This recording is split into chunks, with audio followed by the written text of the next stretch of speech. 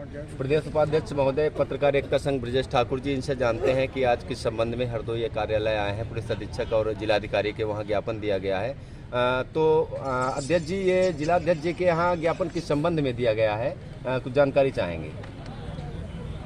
पत्रकार एकता संघ ने आज हमारे एक पत्रकार साथी हैं कौशल मौर्य जी, जो इनकी बहन हरदोई जिले में अतरौली थाना क्षेत्र अंतर्गत ब्याही है, वहाँ पे कुछ दबंगों द्वारा उनको बहुत बुरी तरीके से मारा गया और थाना अध्यक्ष अतरौली ने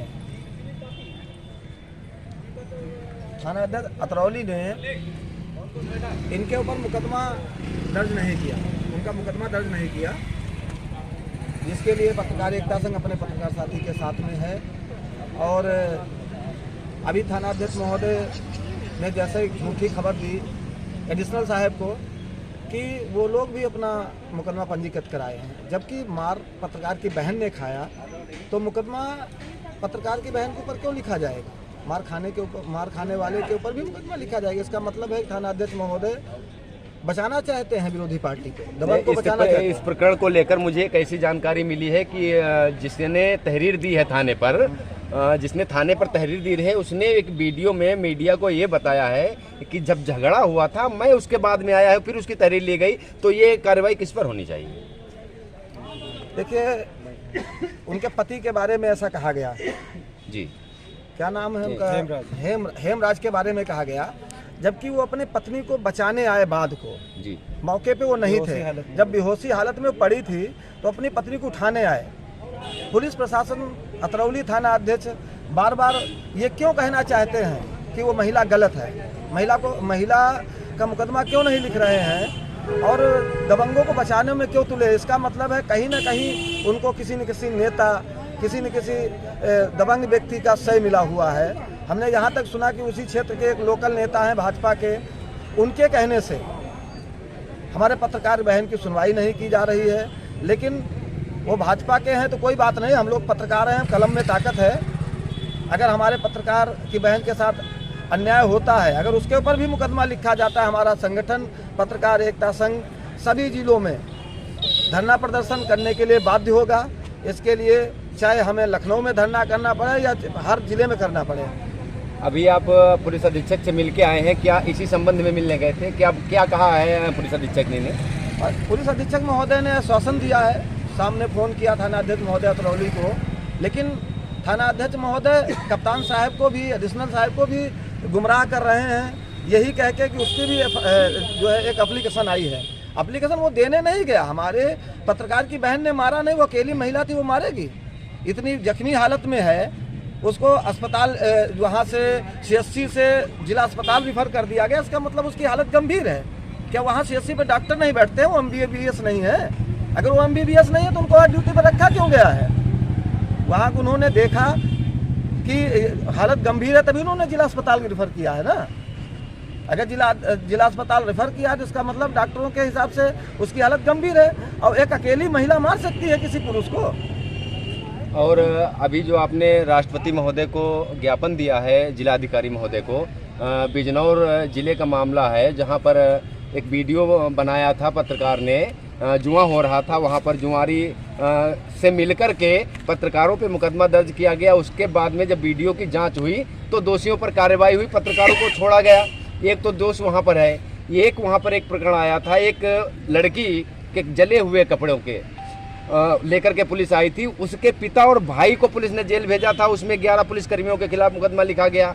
अभी हाल ही में एक इमरान उस्मानी पत्रकार हैं, जो बिजनौर थाना सिहोरा का अंतर्गत आता है, तीसरे जिले से महिला को एक कांस्टेबल ने बुला करके उन पर ST नहीं तो 376 में मुकदमा दर्ज कराया है। इसके बारे में आप क्या कहना चाहेंगे? देखिए, इस दौर में पत्रकारिता एक वो चीज़ हो गई, या तो आप दलाली करिए जी, किसी थाने की, कप्तान ऑफिस में बैठ के, DM ऑफिस में बैठ के, या किसी अस्पताल में बैठ के, या थाने में बैठ के, तो आपके पास मुकदमा नहीं लिखे जाएंगे। आप बहुत अच्छे पत्रकार हैं। कहीं आपने किसी के खिलाफ लिख दिया तो आपके ऊपर मुकदमा लिखना ही संभव है, क्योंकि वो अपनी कलम बचाएंगे ना, वो आपको नहीं देखेंगे आप सही लिखते हैं या गलत लिखते हैं, उनको अपना बचना है।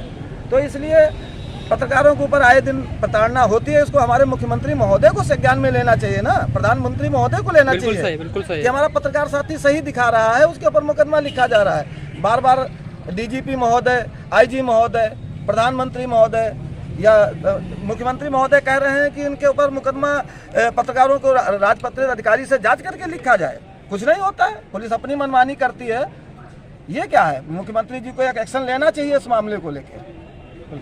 पत्रकारों की सुरक्षा के लिए आप क्या कहना चाहेंगे योगी जी? सबसे बड़ी पत्रकार की सुरक्षा यही है कि उसके ऊपर फर्जी मुकदमा ना लिखा जाए।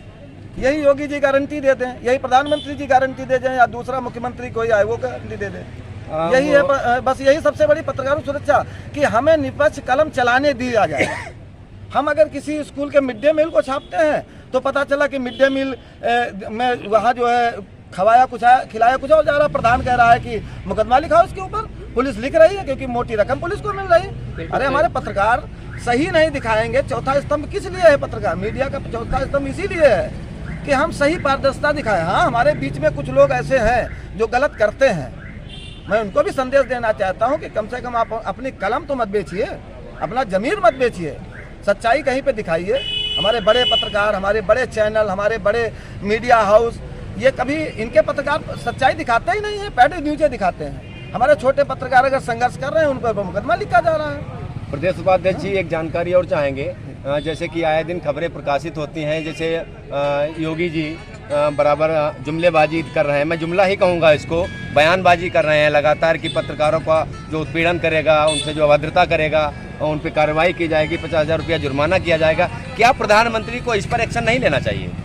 हमारे ख्याल से ऐसा कोई कानून अभी तक पारित नहीं हुआ है कि जिसमें ये जो झूठी अफवाह हैं, ये मनगढ़ंत कहानियाँ हैं, ये जो हमारे बीच के ही लोग लिखते हैं कि प्रधानमंत्री ने ऐसा कहा, प्रधानमंत्री ने ऐसा कहा। अगर ऐसा कहा तो उसका कोई स्टेटमेंट होगा, आदेश दिखाएं, आदेश होगा, लेकिन ऐसा कुछ नहीं है। कोई आदेश नहीं मीडिया के लिए है सरकार से, कोई चाहे प्रदेश सरकार हो चाहे केंद्र सरकार हो, किसी ने भी कोई आयोग नहीं है, कोई भी अभी तक गारंटी नहीं लिया, कोई भी किसी ने नहीं कहा है कि मीडिया के ऊपर 50,000 अभद्रता करने वाले 50,000 जुर्माना। अगर ऐसा आदेश है तो होना चाहिए, ये धरातल पे क्यों नहीं है? इसको धरातल पे उतारना चाहिए ना। इसके लिए कोई भी ऐसा आदेश नहीं है। आप लोग बिल्कुल इस मामले में जो है बिल्कुल मत जानिए कि आदेश है, ये झूठी अफवाह है, कोरी अफवाह है।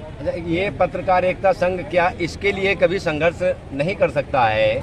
या हम लोग जो पत्रकार एकता संघ आवाज़ उठा रहा है, रोडवेज बस का किराया, टोल टैक्स, बच्चों को उच्च शिक्षा निःशुल्क दिलाई जाए, सरकार के द्वारा दी जाए, क्या इसको कभी ये सरकार नहीं मानेगी? क्या देखिए, सरकार मानेगी। संगठन इस प्रदेश में, क्या देश में हजारों संगठन चल रहे हैं,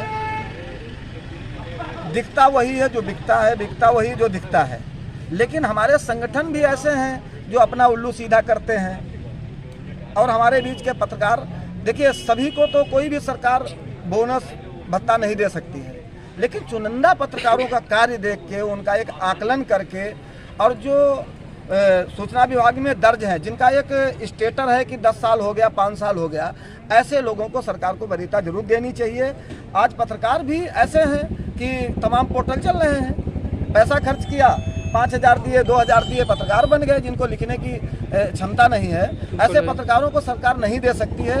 इसके खिलाफ, मतलब इसके लिए मैं भी नहीं बोल सकता, लेकिन जिनका एक स्टेटर है, लंबा स्टेटर है, 10 साल 15 साल हो गया, 12 साल हो गया, 8 साल हो गया, उन्होंने पत्रकारिता की, कर रहे हैं लगातार, तो ऐसे पत्रकारों की एक सूची बना के प्रदेश सरकार को देखना चाहिए कि कितने दिनों से ये हमारा सूचना का आदान प्रदान, क्योंकि सरकार तभी होती है, सरकार के अच्छे बुरे जो भी मामले हैं वो पत्रकार ही भेजता है, तभी जनता जानती है। नहीं तो सरकार क्या है, पुल बनवा देगी और पत्रकार नहीं छापेगा तो कुछ नहीं होने वाला है।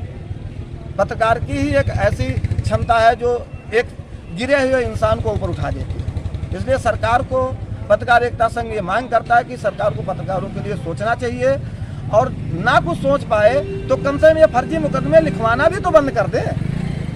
ये थे हमारे प्रदेश उपाध्यक्ष ब्रजेश ठाकुर। मैं खालिद खान, मंडल उपाध्यक्ष हरदोई से। आप सभी का धन्यवाद।